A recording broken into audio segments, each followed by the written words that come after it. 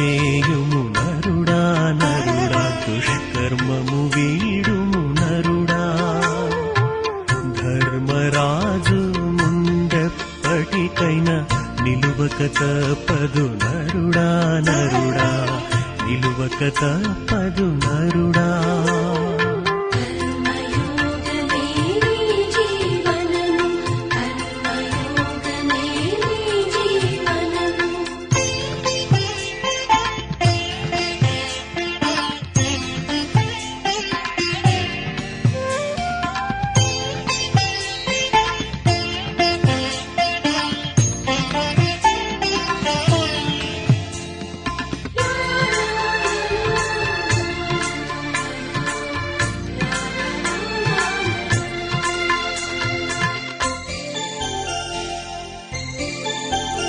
ఇతరుల కోసం ఎప్పుడు నీవు మంచి మాత్రమే కోరుకో. నిన్ను ద్వేషించే శత్రువునైనా నీ మిత్రునిగా మార్చుకో. అవమానముతో తల వంచుకునే తప్పును చేయకు నరుడా.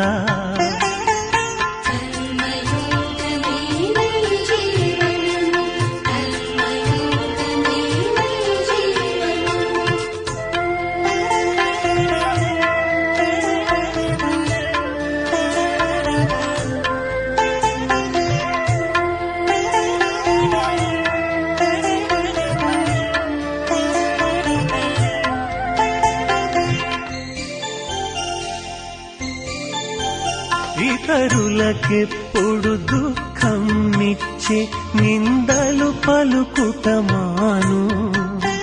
నీ పెదవులపై సుధలొలికించే జ్ఞానము పలుకుము అన్నా.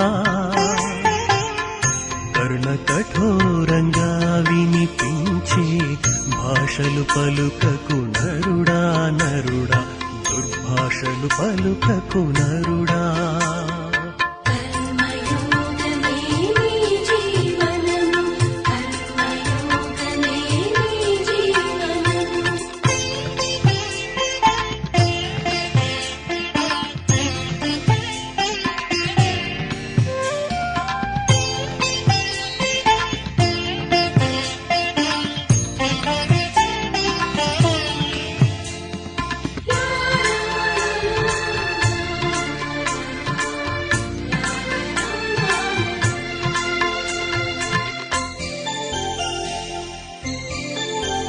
పరమార్థముతో పవిత్ర సంచిత కర్మము నువ్వు చెయ్యాలి.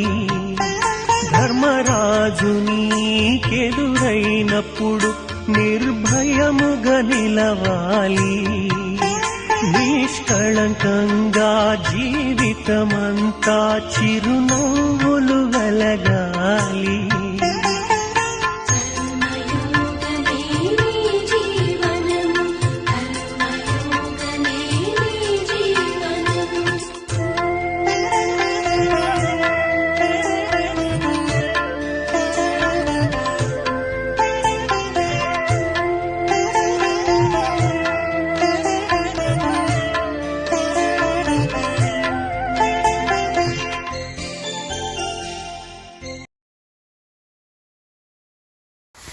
ఓం శాంతి.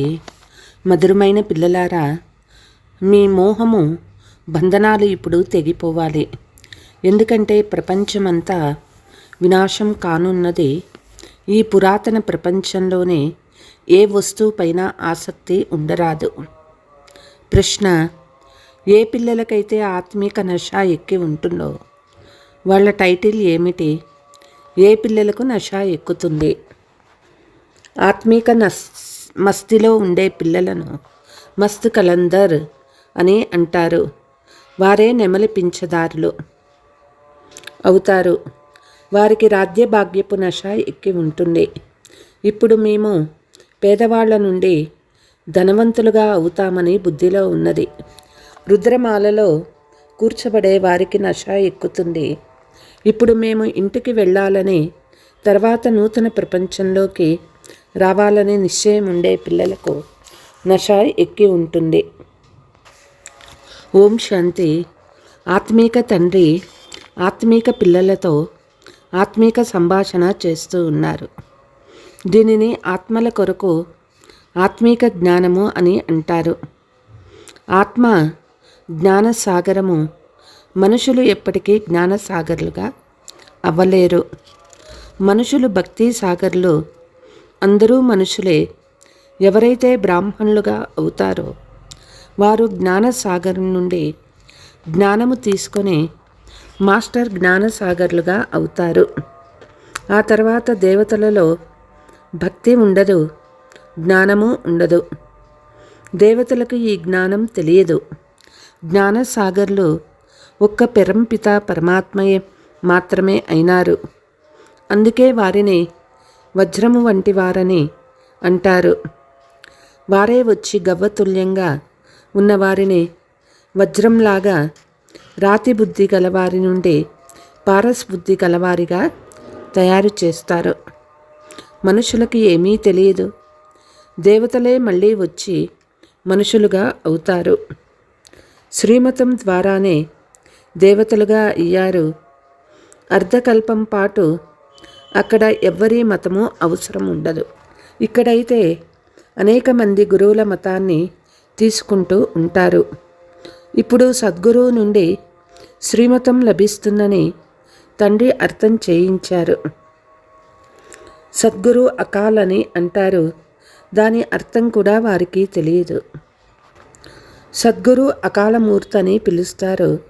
అనగా సద్గతినిచ్చే అకాలమూర్తి అని అర్థము. అకాలమూర్తి పరంపిత పరమాత్మనే అంటారు. సద్గురు మరియు గురువులకు రాత్రి పగలంతా తేడా ఉంటుంది. అందుకే వాళ్ళు బ్రహ్మ పగలు బ్రహ్మ రాత్రి అని అంటారు. బ్రహ్మ పగలు బ్రహ్మ రాత్రి అని అన్నప్పుడు తప్పకుండా బ్రహ్మ పునర్జన్మ తీసుకుంటారని బాబా అంటారు. బ్రహ్మయే ఈ దేవతగా అవుతారు. మీరు శివబాబాను మహిమ చేస్తారు. వారిది వజ్రతుల్యమైన జన్మ. ఇప్పుడు పిల్లలు మీరు గృహస్థ వ్యవహారంలో ఉంటూ పావనంగా అవుతారు. మీరు పవిత్రమై మళ్ళీ ఈ జ్ఞానాన్ని ధారణ చేయాలి. కుమారీలకైతే ఏ బంధనము లేదు. వారికి కేవలం మాతాపిత లేక సోదరి సోదరుల స్మృతి ఉంటుంది. అత్తవారింటికి వెళ్ళిన తర్వాత 2 పరివారాల వారవుతారు. అశరీరులుగా అవ్వండి అని ఇప్పుడు తండ్రి మీకు చెప్తూ ఉన్నారు. ఇప్పుడు మీ అందరూ తిరిగి ఇంటికి వెళ్ళాలి. పవిత్రంగా అయ్యేందుకు మీకు యుక్తిని కూడా తెలియచేస్తాను. బాబా పతిత పావనుడు.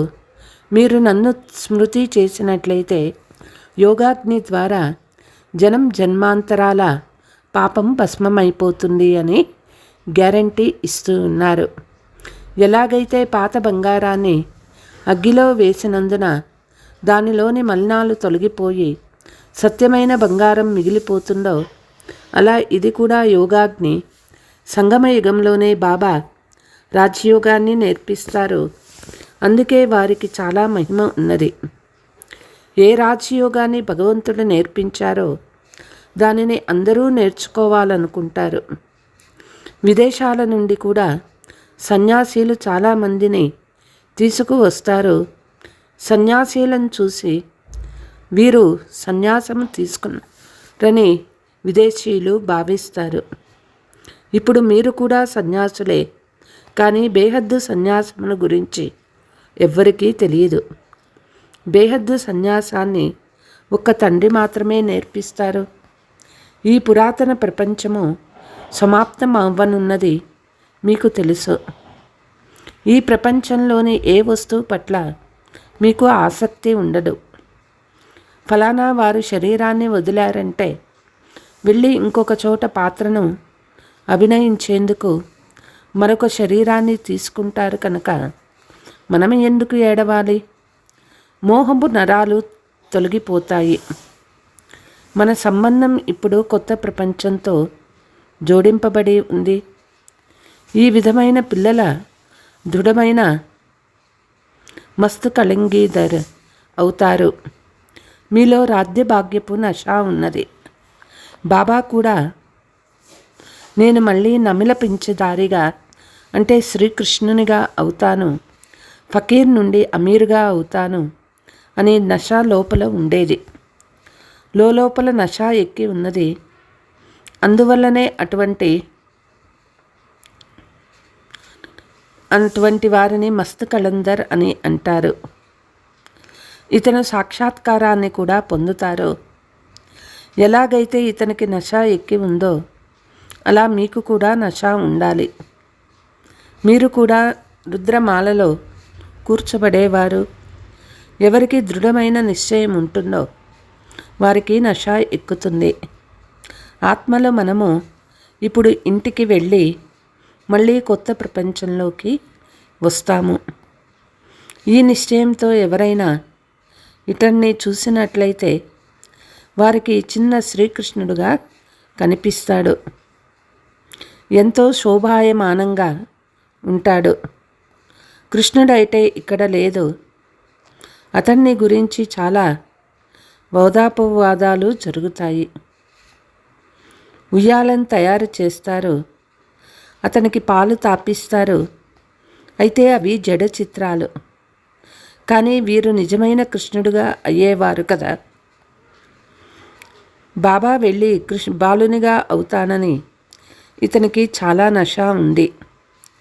పిల్లలు మీరు కూడా దివ్య దృష్టితో చిన్న బాలుని చూస్తారు. ఈ కళ్ళ ద్వారా అయితే చూడలేరు. ఆత్మకు దివ్య దృష్టి లభించినప్పుడు శరీర భ్రాంతి ఉండదు. ఆ సమయంలో స్వయాన్ని మహారాణిగా మరియు అతన్ని బాలునిగా భావిస్తారు. ఈ సమయంలో ఈ సాక్షాత్కారాలు చాలామందికి జరుగుతాయి. శ్వేత వస్త్రధారి సాక్షాత్కారం కూడా చాలామందికి జరుగుతుంది. మీరు ఇతని వద్దకు వెళ్ళి జ్ఞానాన్ని తీసుకుంటే ఇటువంటి రాకుమారునిగా అవుతారని చెప్తారు. ఇది గారడీ కదా. మంచి వ్యాపారం కూడా చేస్తారు. గవ్వల్ని తీసుకొని వజ్రాలు ముత్యాలు ఇస్తారు. మీరు వజ్ర సమానంగా అవుతారు. శ్రీబాబా మిమ్మల్ని వజ్ర సమానంగా చేస్తారు. అందువల్ల బలిహారము వీరిదే అయింది. మనుషులు అర్థం చేసుకొని కారణంగా గారడీ అంటారు. ఎవరైతే ఆశ్చర్యంగా జ్ఞాన మార్గాన్ని వదిలి వెళ్ళిపోతారో వారు వెళ్ళి ఏవేవో వ్యతిరేక మాటలు వినిపిస్తారు. ఈ విధంగా చాలామంది ద్రోహులుగా అవుతారు. ఇలా ద్రోహులుగా అయ్యేవారు ఉన్నత పదవి పొందలేరు. వారిని గురించి గురువుకు నింద కలగచేయు వారికి నిలువ స్థానం దొరకదని అంటారు. వీరు సత్యమైన తండ్రి. ఇది కూడా మీరు ఇప్పుడు అర్థం చేసుకున్నారు. వారు యుగయుగానికి వస్తారని మనుషులు అంటారు. అచ్చా 4 యుగాలున్నాయి, మరి 24 అవతారాలని ఎలా చెప్తారు? మరొక వైపు రాళ్ళు రప్పలు కణకణములో పరమాత్మ ఉన్నాడు అని అంటారు. అంటే అందరూ పరమాత్మలే అయిపోయినట్లు కదా. బాబా చెప్తారు, గవ్వ నుండి వజ్రాలుగా బాబా మనల్ని తయారు చేసేవాడని. సర్వవ్యాపి అంటే అన్నిటిలో ఉన్నట్లు, అనగా ఇక ఏమీ విలువ లేనట్లు ఎలా అపకారం చేస్తూ ఉన్నారో చూడండి. ఇది కూడా డ్రామాలో నిశ్చితమై ఉందని బాబా చెప్తారు. ఈ విధంగా తయారై పోయినప్పుడే తండ్రి వచ్చి ఉపకారం చేస్తారు. అంటే మనుషుల్ని దేవతలుగా చేస్తారు. ప్రపంచ చరిత్ర భూగోళాలు మళ్ళీ పునరావృతం అవుతాయి. సత్యయుగంలో మళ్ళీ ఈ లక్ష్మీనారాయణలే వస్తారు. అక్కడ కేవలం భారతదేశం మాత్రమే ఉంటుంది. ప్రారంభంలో చాలా కొద్దిమంది దేవతలు మాత్రమే ఉంటారు. తర్వాత వృద్ధి చెందుతూ 5,000 సంవత్సరాలలో ఎంత ఎక్కువ జనాభా అయిందో చూడండి. ఇప్పుడు ఈ జ్ఞానము ఇంకెవ్వరి బుద్ధిలోనూ లేదు. మిగిలినంతా భక్తి దేవతల చిత్రాల మహిమనే పాడుతారు. కానీ వారు చైతన్యంలో ఉండేవారని, తర్వాత ఎక్కడికి వెళ్ళారని కానీ అర్థం చేసుకోరు. చిత్రాలను పూజిస్తున్నారు కానీ వారు ఎక్కడున్నారు కూడా తమో ప్రధానంగా అయ్యి మళ్ళీ సతో ప్రధానంగా అవ్వాలి. ఇది ఎవ్వరి బుద్ధికి తోచదు. ఈ విధమైన తమో ప్రధానంగా ఉన్న బుద్ధిని మళ్ళీ సతో ప్రధానంగా తయారు చేయడం తండ్రి కర్తవ్యమే. లక్ష్మీనారాయణ ఉండి వెళ్ళిపోయారు అంటే గతంలో ఉండేవారు, అందువల్లనే మహిమ ఉంది. సర్వోన్నతులు ఒక్క భగవంతుడే, మిగిలిన వారంతా పునర్జన్మలు తీసుకుంటూ ఉంటారు. సర్వోన్నతమైన తండ్రే సర్వులకు ముక్తి జీవన్ముక్తి ఇస్తారు. ఒకవేళ తండ్రి రాకుంటే ఇంకనూ పైసాకు పనికిరాని వారిగా తమో ప్రధానంగా ఉంటారు. వీరు రాజ్యం చేయనప్పుడు అత్యంత విలువైన వారి వర్త్ పౌండ్గా ఉండేవారు. అక్కడ ఎవరూ పూజలు మొదలైనవేవి చేసేవారు కాదు. పూజ్య దేవీ దేవతలే పూజారులుగా అయ్యారు. వామ మార్గంలోకి వెళ్ళి వికారులుగా తయారైపోయారు. వీరు సంపూర్ణ నిర్వికారులుగా ఉండేవారని ఎవ్వరికీ తెలియదు. ఈ విషయాలను గురించి బ్రాహ్మణులు మీలో కూడా నెంబరు వారుగానే అర్థం చేసుకున్నారు. స్వయమే సరిగ్గా అర్థం చేసుకోలేదంటే ఇతరులకు ఎలా అర్థం చేయించగలరు? పేరేమో బ్రహ్మ కుమారులు కుమారీలు. ఒకవేళ అర్థం చేయించలేకపోతే ఇంకా ఎక్కువగా నష్టము కలగజేస్తారు. అటువంటి సమయంలో మీరు ఎవరికి అర్థం చేయిస్తున్నారో వారితో ఇలా యుక్తిగా చెప్పండి. మేము మా పెద్ద సోదరిని పిలుస్తాము, వారు మీకు సరిగ్గా అర్థం చేయిస్తారు. భారతదేశం వజ్ర సమానంగా ఉండేది, ఇప్పుడు గవ్వ తుల్యంగా ఉంది. నిరుపేద భారతదేశాన్ని కిరీటధారిగా ఎవరు చేస్తారు? లక్ష్మీనారాయణుడు ఇప్పుడు ఎక్కడ ఉన్నారు? లెక్క చెప్పండి అని అడిగితే ఎవ్వరూ చెప్పలేరు. వారు భక్తి సాగర్లు, వారికి అదే నష ఎక్కి ఉన్నది. మీరు జ్ఞాన సాగర్లు. వారైతే శాస్త్రాలను జ్ఞానమని భావిస్తారో, శాస్త్రాలలో భక్తి సాంప్రదాయము పద్ధతులున్నాయని తండ్రి చెప్తూ ఉన్నారు. మీలో ఎంతెంత జ్ఞాన శక్తి నిండుతూ పోతుందో అంత మీరు అయస్కాంతం వలె తయారవుతారు. ఇప్పుడు అందరూ మీ వైపు ఆకర్షింపబడతారు. ఇప్పుడు ఆ ఆకర్షణ లేదు. అయినా యథాయోగము శక్తుల సారము ఎంతెంత తండ్రి స్మృతి చేస్తారో అంత ఆకర్షణ ఉంటుంది. సదా తండ్రిని స్మృతి చేస్తూ ఉంటారని కాదు. అలాగైతే ఈ శరీరం కూడా ఉండదు. ఇప్పుడు ఇంకా అనేక మందికి సందేశం ఇవ్వాలి, సందేశకులుగా అవ్వాలి. పిల్లలు మీరే సందేశకులుగా అవుతారు, ఇంకెవ్వరూ అవ్వరు. క్రీస్తు వచ్చి ధర్మస్థాపన చేస్తారు, వారిని సందేశకులు అని అనరు. కేవలం క్రిస్టియన్ ధర్మము స్థాపన చేశారే కానీ ఇంకేమీ చేయలేదు.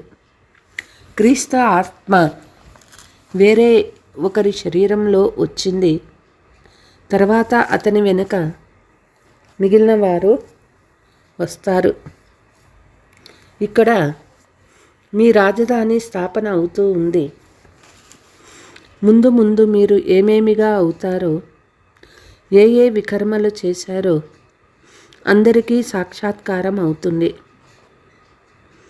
సాక్షాత్కారాలు అవ్వడంలో ఆలస్యం ఏమీ కాదు. కాశీలో కత్తుల బావిలో దూకి శివునికి అర్పణమయ్యేవారు అప్పుడు ఒక్కసారిగా నిలబడి బావిలోకి దూకేవారు. ఇప్పుడు ప్రభుత్వం వారు ఆ బావిని మూసేశారు. ఆ విధంగా అర్పణ అయ్యేవారు తాము ముక్తిని పొందుతామని భావిస్తారు. బాబా చెప్తారు, ఎవరూ ముక్తిని పొందలేరు. కొద్ది సమయంలోనే అనేక జన్మల శిక్షలు లభించినట్లవుతుంది. తర్వాత మళ్ళీ కొత్త లెక్కాచారం ప్రారంభమవుతుంది. ఎవరు తిరిగి వెళ్ళలేరు, వెళ్ళి ఎక్కడా ఉండలేరు. ఆత్మల వంశవృక్షమే చెడిపోతుంది. నెంబర్ వారుగా వస్తారు, మళ్ళీ వెళ్తారు. పిల్లలకు సాక్షాత్కారం జరుగుతుంది.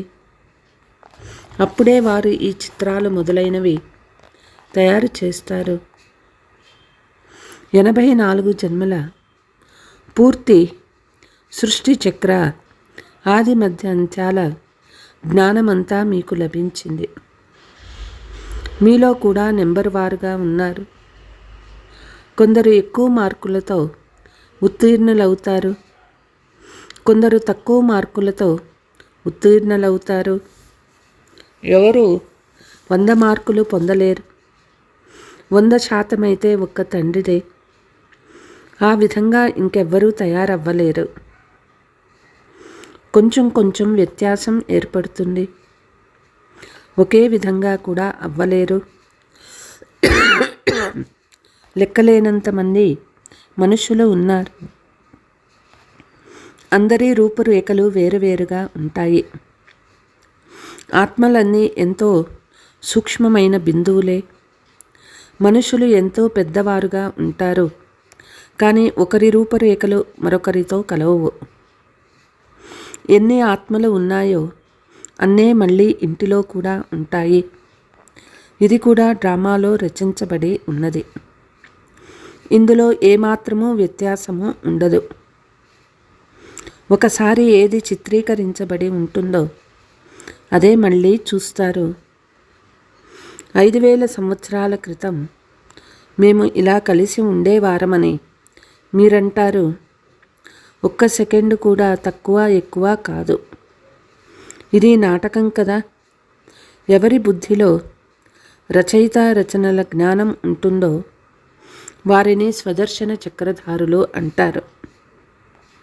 తండ్రి నుండే ఈ జ్ఞానం లభిస్తుంది. మనుషులకు ఈ జ్ఞానం ఇవ్వలేరు. మనుషులు భక్తిని నేర్పిస్తారు. జ్ఞానం ఒక్క తండ్రి మాత్రమే నేర్పిస్తారు.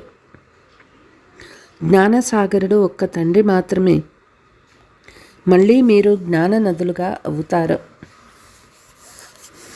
జ్ఞానసాగరుడు జ్ఞాన నదుల ద్వారానే ముక్తి జీవన్ముక్తులు లభిస్తాయి. అవేమో నీటి నదులు. నీరు ఎప్పటికీ ఉండని జ్ఞానము సంగమయుగంలో మాత్రమే లభిస్తుంది. నీటి నదులైతే భారతదేశంలో ప్రవహిస్తూనే ఉంటాయి. మిగిలిన పట్టణాలన్నీ సమాప్తమైపోతాయి. ఏ ఖండాలు ఉండవు. వర్షం కురుస్తూనే ఉంటుంది. నీరు వెళ్ళి నీటిలో కలుస్తుంది. ఈ భారతదేశం మాత్రమే ఉంటుంది. ఇప్పుడు మీకు పూర్తి జ్ఞానమంతా లభించింది. ఇది జ్ఞానము. మిగిలిందంతా భక్తి. వజ్ర సమానమైన వారు ఒక్క శివబాబాయే. వారు జయంతి జరుపుతారు. శివబాబా ఏమి చేశారు అని ప్రశ్నించాలి. వారొచ్చి పతితుల్ని పావనంగా తయారు చేస్తారు. ఆది మధ్యంత్యాల జ్ఞానం వినిపిస్తారు. అందుకే జ్ఞాన సూర్యుడు ప్రకటితమవుతున్నప్పుడు అజ్ఞాన అంధకారం తొలగిపోతుంది అనే గాయనం చేయబడి ఉంది. జ్ఞానము ద్వారా పగలు, భక్తి ద్వారా రాత్రి అవుతుంది. ఇప్పుడు మీరు 84 జన్మలని పూర్తి చేశారని తెలుసుకున్నారు. తండ్రిని స్మృతి చేయటం ద్వారా పావనంగా అవుతారు. శరీరం కూడా పావనమైనదే లభిస్తుంది. మీరందరూ నెంబర్ వారుగా పావనంగా అవుతారు. ఎంత సహజమైన విషయము! ముఖ్యమైన విషయం స్మృతి. చాలామందికి స్వయాన్ని ఆత్మగా భావించి తండ్రిని స్మృతి చేయడం కూడా రాదు. కానీ తండ్రికి పిల్లలైనందున స్వర్గంలోకి తప్పకుండా వస్తారు. ఈ సమయంలోనే పురుషార్థానుసారంగా రాజ్యస్థాపన జరుగుతుంది. अच्छा, मीठे मीठे सिकीलते बच्चों प्रति मात पिता बाप दादा का याद प्यार और गुड मॉर्निंग. रूहानी बाप की रूहानी बच्चों को नमस्ते. हम रूहानी बच्चों की रूहानी मात पिता बाप दादा को याद प्यार गुड मॉर्निंग नमस्ते नमस्ते. ధారణ: మేము మాస్టర్ జ్ఞాన సాగర్లము అనే నశాలో ఉండాలి. స్వయంలో జ్ఞానశక్తిని నింపుకొని అయస్కాంతంగా అవ్వాలి. ఆత్మీక సందేశకులుగా అవ్వాలి. సద్గురు తండ్రి పేరుకు అప్రతిష్ట కలిగచేసే కర్మలేవి చేయరాదు. ఏమి జరిగినా ఎప్పుడు ఏడవరాదు. వరదానము: సత్యత యొక్క పునాది ఆధారంతో నడవడిక మరియు ముఖము ద్వారా దివ్యతను అనుభూతి చేయించే సత్యవాది భవ. ప్రపంచంలో అనేక మంది ఆత్మలు స్వయాన్ని సత్యవాదులని చెప్పుకుంటారు లేక భావిస్తారు. కానీ సంపూర్ణ సత్యత అనేది పవిత్రత ఆధారంపై ఉంటుంది. పవిత్రత లేకుంటే సదా సత్యత ఉండచాలదు. సత్యతకు పునాది పవిత్రత. సత్యతకు ప్రాక్టికల్ పరిణామం ముఖము మరియు నడవడికలో దివ్యత ఉంటుంది. పవిత్రత యొక్క ఆధారంపై సత్యతా స్వరూపం స్వతహాగా సహజంగా ఉంటుంది. ఎప్పుడైతే ఆత్మ మరియు శరీరము రెండూ పావనంగా అవుతాయో అప్పుడు వారిది సంపూర్ణ సత్యవాదులు అంటే దివ్యతా సంపన్న దేవతలని అంటారు. స్లోగన్: అనంతమైన సేవలో బిజీగా ఉంటే అనంతమైన వైరాగ్యము స్వతహాగానే వస్తుంది. అచ్చా, ఓం శాంతి.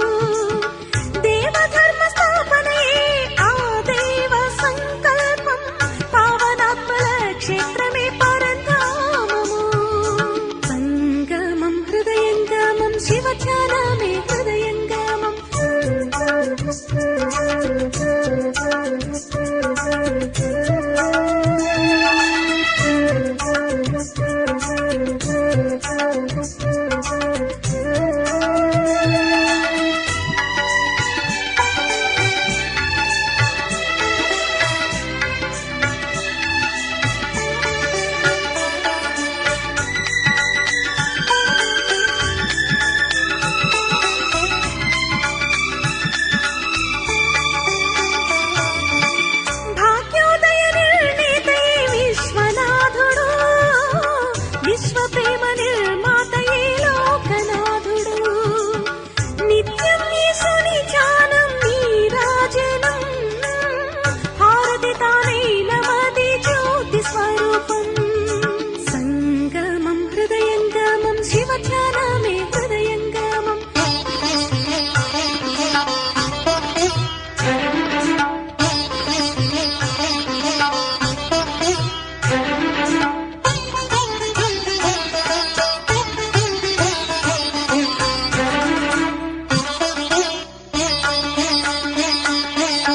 రుద్రగీత జ్ఞానకర్త పరమేశ్వరుడు, నిర్మల తేజో రూపుడు నిఖిలేశ్వరుడు.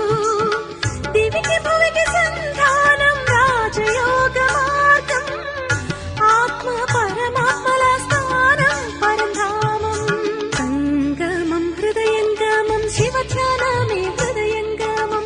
పరమాత్మ జీవాత్మల ఆనంద సంగమం, అదే ముక్తి సాఫల్యం, అదే ముక్తి సాఫల్యం. కళ్యాణ కాల వేళ జగతికెల్ల